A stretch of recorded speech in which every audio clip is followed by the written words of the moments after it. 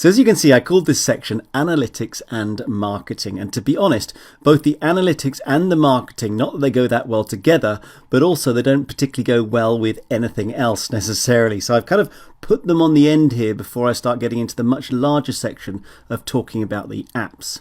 So just bear with me here while we go through, first of all, the analytics. Now, I've got to say that modern technology is amazing for all the massive advantages that it gives us. But one of the slight sort of drawbacks in a way is the amount of data that can be generated and the amount of confusion we can get ourselves into. Now, please understand, I'm not doing Shopify a disservice. They do a fantastic job with collecting all of this data. It's just that I see time and time again people getting completely lost in data. On one of my courses, I teach Facebook advertising, for example, and that's another example of where there are tons and tons of statistics. But at the end of the day, there's only really a few that matter, and those are the ones that you want to focus on. So I'm saying all of this because once again we have an overview dashboard, as you can see here, with literally tons of statistics, and I don't necessarily need to go through all of these because you basically understand for the most part what this is about. I'll have a quick look down in a minute. But what I do want to say is when you are in business, you want to focus on what matters most. Obviously, total sales, you can see it sitting there as the very first thing. That is key. Because at the end of the day, we're in business. What ultimately matters is how many people come to your store, convert to buy products, and how many purchases do they make. And then you need to look back and decide how much it cost you to get those customers in the first place. And if you manage to make more sales than you spend on advertising, then of course you're in profit. Now, I know that sounds really obvious, but you'd be amazed the number of people who get lost in all kinds of tiny statistics and spend literally hours, days, weeks trying to figure out what's wrong, when in fact it can be something really quite simple. Okay, rant over. Let's have a look and see what Shopify has to offer on its dashboard. So you can see that by default we're looking at today. So let's at least extend the range a bit to get a little bit more data here. So we'll take it from here to here and click on apply. Okay, so we had our one sale, our total sales. That was the test sale that I made to show you how the whole order process works. Then you've got the number of online store sessions, so effectively the unique number of people visiting your store. So what you're looking at here really is me messing about on the store while I've been teaching you. After that, we got the returning customer rate, giving you some idea of how many of your customers, once they visited the store, then come back. If I scroll down a bit more, we have the online store conversion rate. Now, of course, a lot of these statistics with so little data here at the moment aren't going to make sense, and you really need to have a significant number of visitors for any of this really to start adding value. But you can see here we have the percentage of people who added to the cart, then reached the checkout, and then sessions converted ultimately means how many of them went ahead and actually purchased. And of course, there was just one. Over here we have the average order value. Again, just my one purchase and then the total orders over time. As we scroll down, I hope you're starting to see what I mean now by the number of stats that we can generate. We've got top products by unit sold, which to be fair is actually a very useful stat because it's going to tell you those products that are selling best within your store. We've got the online store sessions by traffic source. So at the moment, it's just me on the store, which is basically direct. But imagine we had traffic coming from Facebook, from SEO, from Instagram, whatever it could be. That's all going to start appearing down here. Over here, we've got the location. So UK, United States and Ireland. To be honest, I'm not sure why there's an Ireland in there. It could be something to do with Shopify themselves.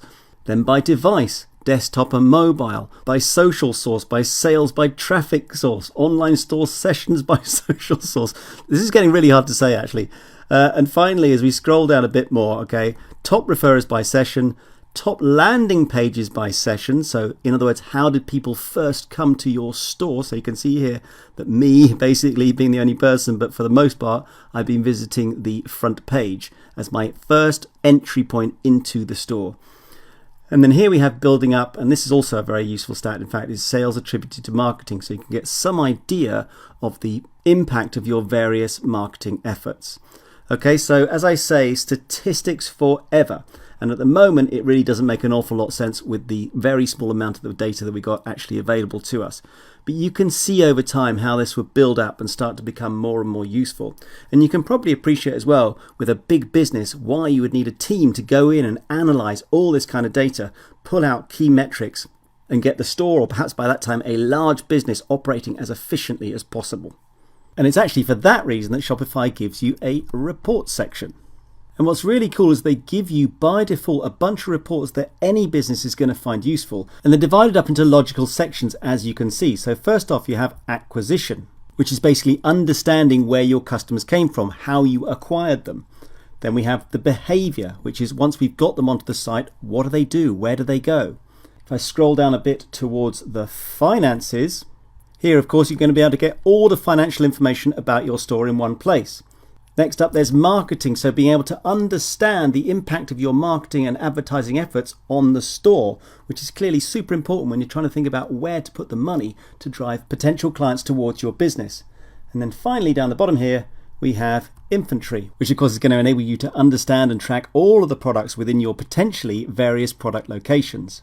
And then if that's not enough, you do have the option to upgrade your Shopify plan to get access to even more reporting. But to be quite honest, in my opinion, the reports that you're looking at here are quite sufficient to take a business from $1 to $2 to perhaps $3 million a year before you even need to think about anything extra. There really is a fantastic amount of power and functionality included just within the basic Shopify plan.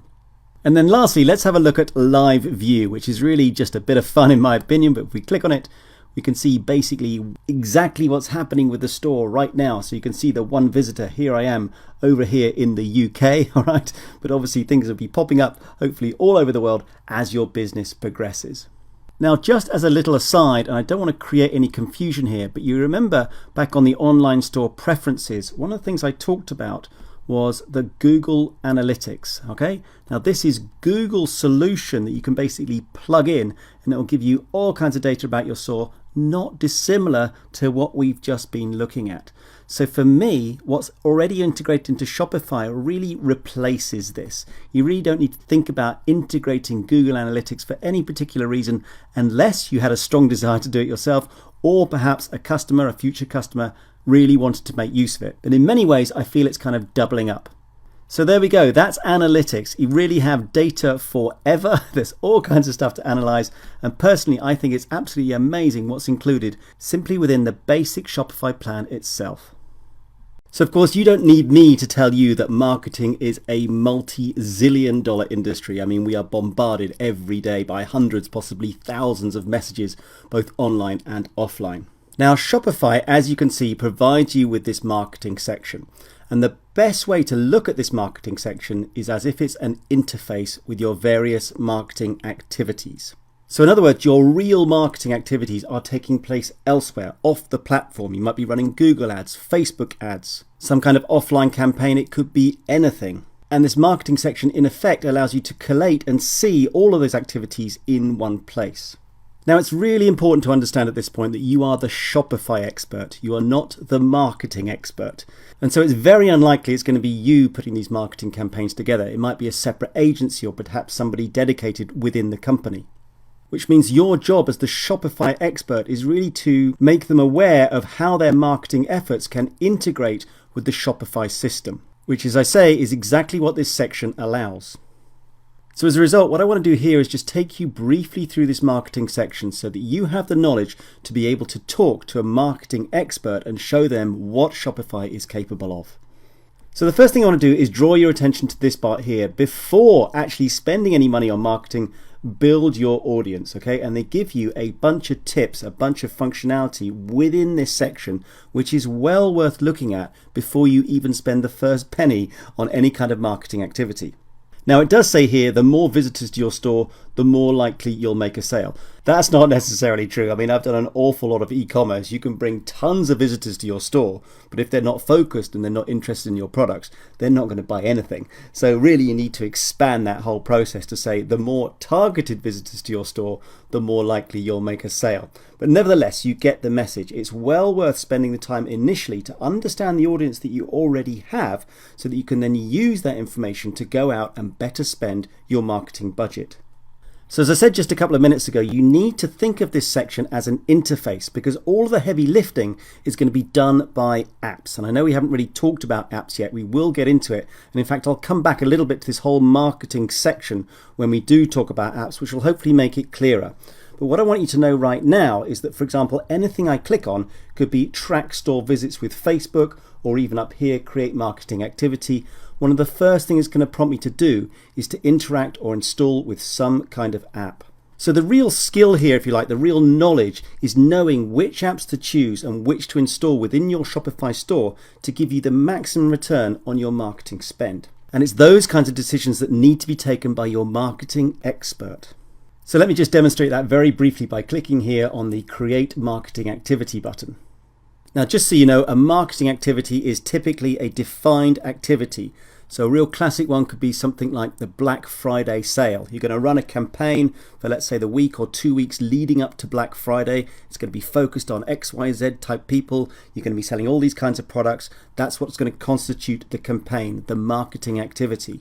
And as you can see here, I got a bunch of options, and these are all apps. If I was to click onto all of these, I'll be taken to some kind of app to actually install and integrate with my store so that I could, for example, start selling on Snapchat down here.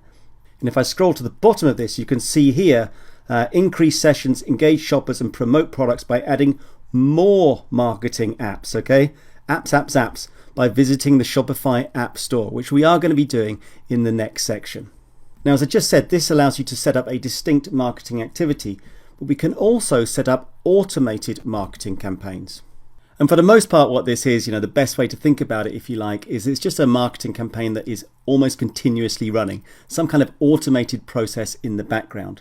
And generally speaking, but not always, this would tend to focus on existing customers or people who are already on your store. And in fact, believe it or not, we already have a marketing automation set up, because if I scroll down here, you will see the abandoned checkout emails by Shopify when we set that up, right? When people come to the store and then leave the checkout, which we did many lectures ago now, they were sent an email bringing them back to the store. That's a form of marketing automation. And if I scroll up the top here and click on Create Automation, you can see once again it's suggesting one single app here, but of course I can add to that from within the Shopify store. And then finally, if we come out of here and go to Campaigns, this is of course where you would monitor or view the results of any campaigns that have been running. And in many ways that effectively concludes what I want to say about this marketing section. I mean, the big takeaway, as I said before, is you are not the marketing expert, you're the Shopify expert. And if I can give you a tip to succeed in business is try to become really, really good at one thing. Don't try to become kind of mediocre at a bunch of things. Become the go-to person for a particular thing. This course is all about turning you into a Shopify expert. And with this section on marketing, you now have the knowledge to allow you to talk to any marketing professional and show them what's possible within the Shopify platform. Which in turn brings up an amazing point in this course, because we've now been through tons and tons of stuff. And I really genuinely want to congratulate you for getting to this point in the course. We've been through all the settings. We've been through everything about the online store. We've been through orders, products, customers, analytics, marketing, discounts. Apps is coming up, I know, very, very soon. But I'm sure by now you really feel like you're well on the way to becoming a Shopify expert. Now, with that said, let's just round out this lecture with the Home tab, because it doesn't really belong anywhere else. Just want to show it to you. I've absolutely no doubt you've been here already. Okay, there's nothing on here that's going to be a surprise to you. We've been through everything. This is simply kind of like an introductory page. If you scroll down, you're going to see all kinds of bits and pieces about what's been going on in your store, maybe tips and tricks, some access to additional information, whatever it might be. But as I say, we have literally been through everything. The only thing left to go through are the apps, and I'm getting very excited to teach you all about that in the next section.